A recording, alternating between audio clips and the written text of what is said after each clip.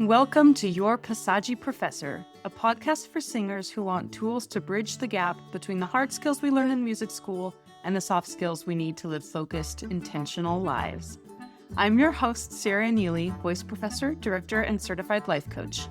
Each week, we'll talk about mindset, emotional regulation, boundaries, and more so you can navigate the passaggi of your life both on and off the stage. Welcome back, everyone. Before I sat down to record this episode today, I made a cup of tea, and it happened to be one of those Yogi brand teas, you know, the ones that have the little message printed on the tag of the tea bag. And today's message said, "Let your thoughts give hope, guidance, and upliftment to all."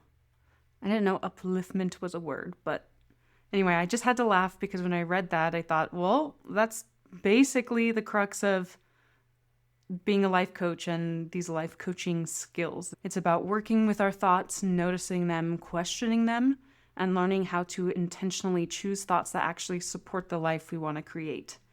Your thoughts shape your experience of everything. And I love that this little tea bag quote goes one step further, and it says to let your thoughts give hope, guidance, and an upliftment to everyone, to all, not just to yourself. Because when you learn to work with your mind in a healthy way, the ripple effects extend outward to your audience members, so your students, colleagues, your collaborators, your family, and, the people around you in general. So today we're talking about something that sits right at the intersection of mindset and action. We're going to talk about goal setting. But before we dive into goals, I want to briefly revisit a concept that I talk about a lot on this podcast, and that is the model. The model gives us a formula for managing our mind. It shows us how our thoughts create our feelings drive our actions, and our actions create our results in life. Your results are always being created through this chain reaction. You can see this very clearly in singing. Think about how differently you sing when you love the piece you're performing versus when you're frustrated with it or disconnected from it. If your thought is, "This music is beautiful and I love singing it," you're going to feel energized and expressive. Your breath is going to flow differently. Your body opens, your sound changes. But if your thought is, "I hate this aria and I don't sound good today," then you create that feeling of tension, frustration, and you become more self-critical, and the physical result in your voice is completely different. Same singer, same instrument, but different thought creates different feeling, creates different action, and different result. And when we understand that, a really powerful question naturally comes up. So if our thoughts create our results, how do we direct them intentionally? And that's where goal setting comes in. Goal setting is so powerful. Your brain, left on its own, will simply run habitual thought loops. I sometimes think of it like an unsupervised child. It will wander wherever it wants and often come back to familiar fears, doubts, and past experiences. And that's not because your brain is broken. Your brain is designed for survival, not fulfillment. It's constantly asking questions like, is this safe? Is this familiar? Can I avoid discomfort? So without direction, your brain tends to stay focused on the past and on avoiding risk. And one of the most powerful things a goal does is that it gives your brain direction. It gives that unsupervised child some supervision. It gives that wandering mind something constructive to focus on. In the last episode, we talked about decision making, and I gave you the exercise of writing down 25 wants. And one thing that can be surprising about this exercise is that some of those wants can actually be things you already have. You might write things like, "I want my relationship with my partner, husband, wife, etc. I want my career. I want my health. I want my friendships." And that can feel kind of strange. But there's actually a big energetic difference between gratitude for those things and wanting those things that you already have. Gratitude appreciates what exists, but continuing to want something you already have creates commitment. If you still want your relationship, you show up differently in that relationship. You still want your career, you nurture it. If you still want your health, you do the workouts and you eat the vegetables or whatever it is that keeps your body healthy, right? That energy keeps you actively engaged in your life. This exercise also helps shift your brain out of scarcity thinking. Scarcity sounds like, once I achieve this goal, then I'll finally be happy. But goals do not magically fix your life, or rather, achieving them does not magically fix your life. You can reach a goal and still feel exactly the same if your underlying thought patterns haven't changed. And that's why goals work best when they come from a place of growth and abundance, not from lack. So I want you to look at your list of 25 wants and choose one to set a goal for. Goal setting requires something that many adults forget how to do, and that is use your imagination. Think about how we treat imagination when we're children. We always ask kids, what do you want to be when you grow up? And their answers are limitless. Astronaut, singer, artist, scientist. The sky's the limit. But as adults, we often narrow that imagination down to what feels realistic. And then we wonder why we feel stuck. Goal setting is really about reclaiming that imagination muscle. One way to reconnect with that imagination is to notice what captures your attention in other people. Notice what you admire. Notice even what you might feel a little jealous of. Instead of judging that feeling, treat it as information. Sometimes the things that spark jealousy or fascination are actually clues pointing towards something you might want for yourself. They're like little sparks of possibility. And if you genuinely feel stuck and think, I don't know what I want, that's okay. But treat this like a love affair with possibility. Start imagining, start playing with ideas. Maybe you imagine singing a specific role and you envision yourself in Cleopatra's costume. Maybe you imagine teaching in a particular program, whether it's a specific university or a summer program that's very prestigious or what have you. Maybe you imagine performing on a stage you've always dreamt about, like the Met or Chicago Lyric or, whatever it is that kind of sparks a little bit of excitement in you. Drop yourself mentally into that future and ask, what would that life feel like? What kind of person would I have to become? And just imagining it already begins to expand what feels possible. Once we understand the model, the survival brain, and the power of imagination, the next question becomes, okay, so what do we actually do with all of this? And this is where we move into the practical side of goal setting. Your goal has to be specific, not a vague, I want to be happier kind of a statement. Instead, be specific. I want to sing the role of Despina in Così fan tutte at the Metropolitan Opera.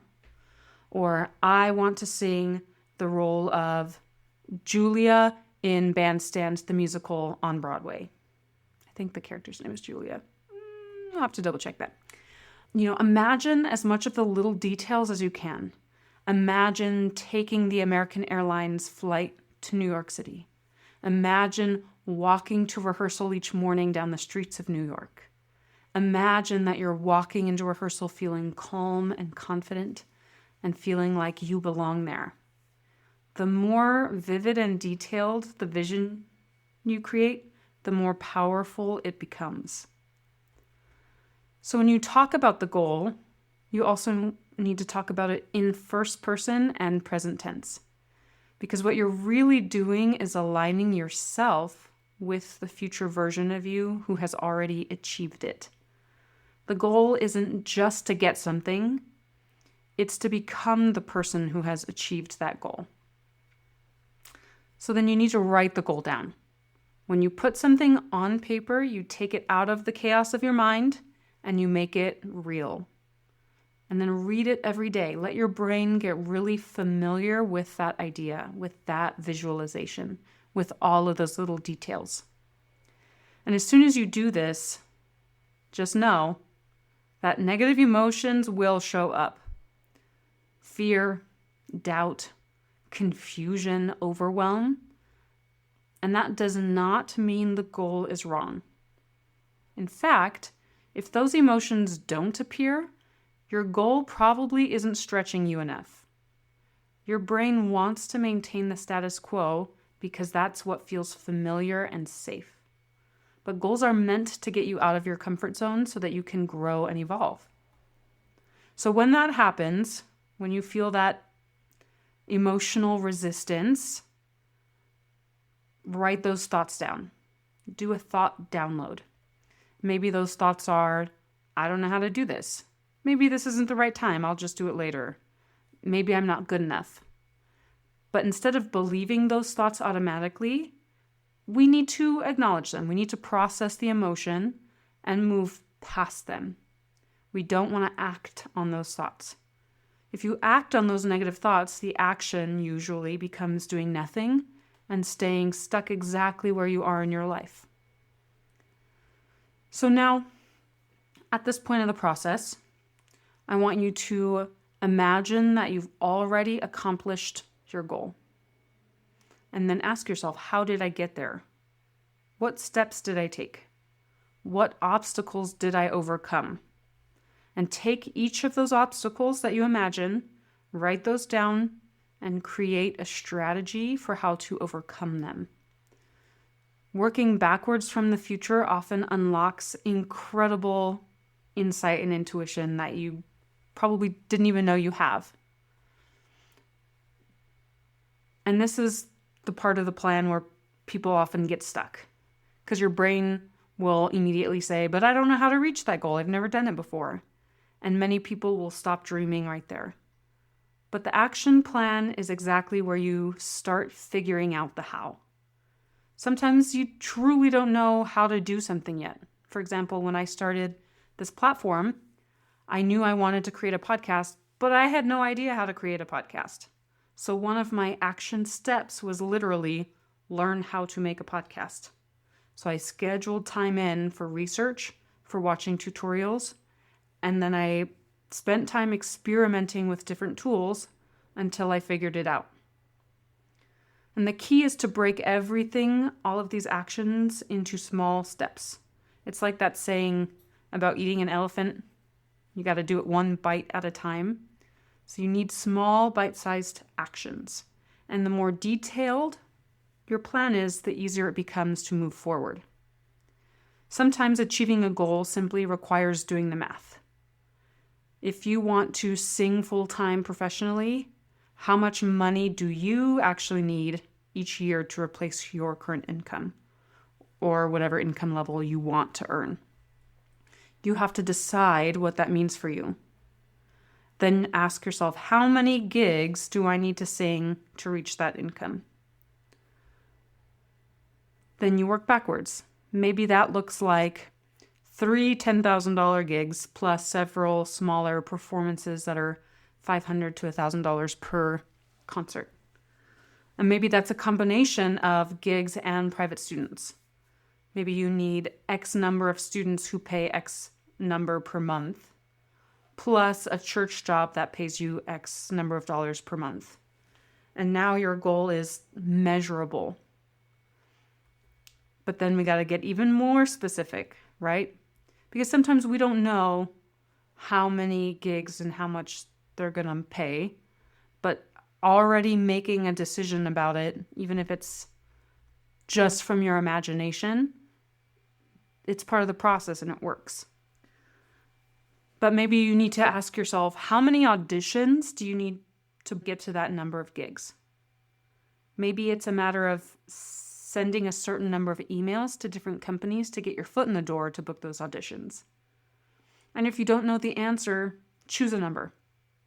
Imagine setting a goal to do 200 auditions in a year. And that might sound crazy, but think about what would happen if you did that. You would gain enormous experience. You would meet hundreds of people, directors, casting directors, you name it. You would grow tremendously as a performer.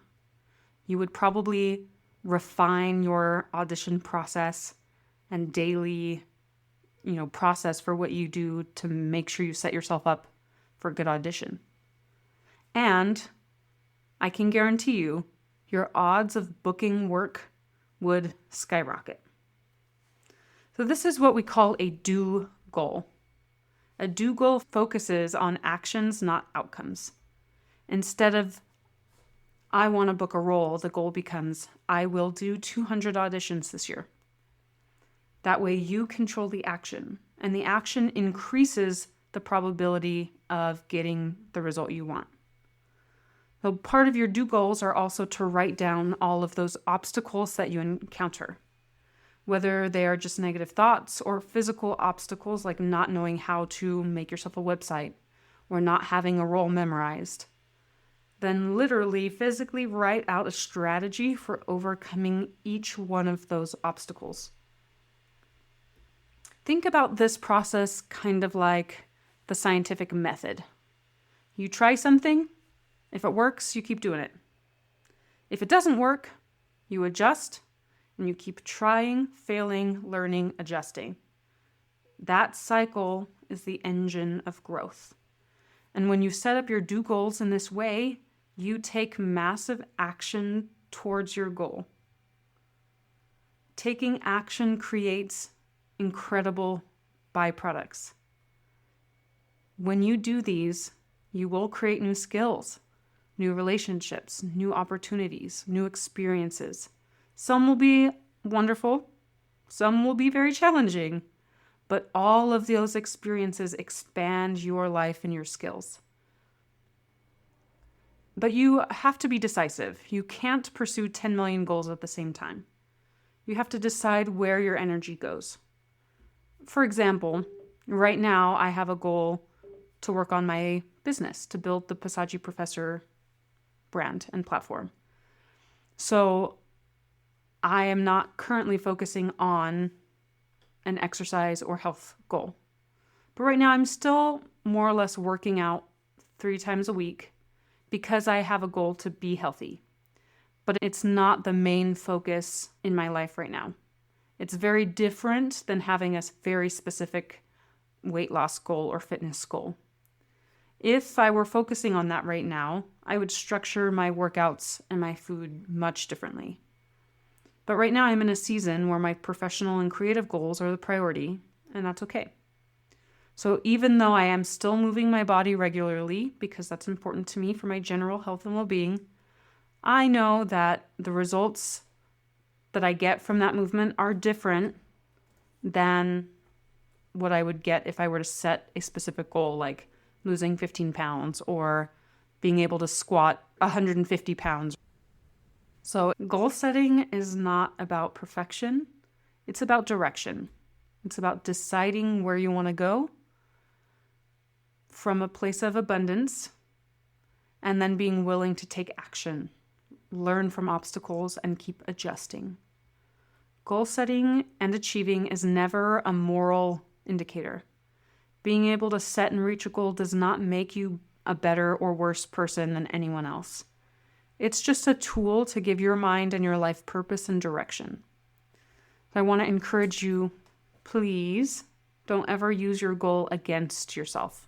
And remember, you have a strategy for this. When any of those negative thoughts pop up, write them down, feel them, process them, then write out your strategy for overcoming that obstacle. And remember the message on my tea bag today. Let your thoughts give hope, guidance, and upliftment to all. And that includes you. Your thoughts can shape your future if you're willing to direct them.